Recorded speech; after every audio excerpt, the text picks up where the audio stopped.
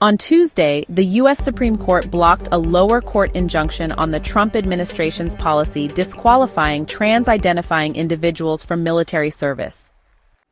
In its 6-3 decision, the High Court granted the Trump Justice Department's application to stay a nationwide injunction issued by a Bush appointee on the U.S. District Court for the Western District of Washington that prevented the aforementioned policy from taking effect.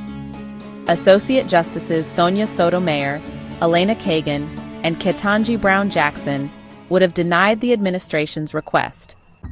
According to the one-page order released on Tuesday, the lower court's injunction is paused while the case is on appeal at the Ninth Circuit Court of Appeals.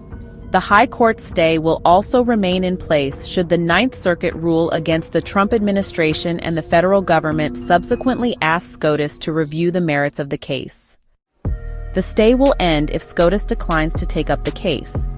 If the High Court agrees to consider it, however, the stay shall terminate upon the sending down of the judgment from the High Court.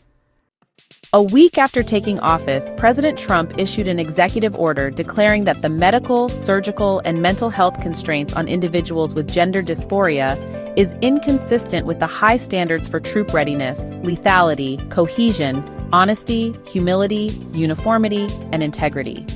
The directive instructed Defense Secretary Pete Hegseth to update the military's medical standards within 60 days of the order's issuance to reflect the president's guidance, which Hegseth did in early February. In its emergency request asking SCOTUS to block the lower court's universal injunction, the Trump administration argued that the issuance of the injunction usurped the executive branch's authority to determine who may serve in the nation's armed forces. It also noted that the lower court did this despite the Supreme Court previously staying injunctions against the first Trump administration's military trans policy, which the agency contended is materially indistinguishable from the one adopted by the Pentagon earlier this year. The district court's injunction cannot be squared with the substantial deference that the department's professional military judgments are owed, nor can the court's injunction be squared with this court's decisions to stay the injunctions against the 2018 Mattis policy, the application reads. In staying those injunctions, this court necessarily determined that the government was likely to succeed in defending the Mattis policy on the merits. Yet the district court failed to identify any relevant difference in the 2025 policy that would justify a different conclusion here. Tell us what you feel in the comments below about Trump's military trans policy. We'd love to hear your thoughts. Thanks for tuning in to the Conservative Voice Network. Be sure to like, comment, and subscribe.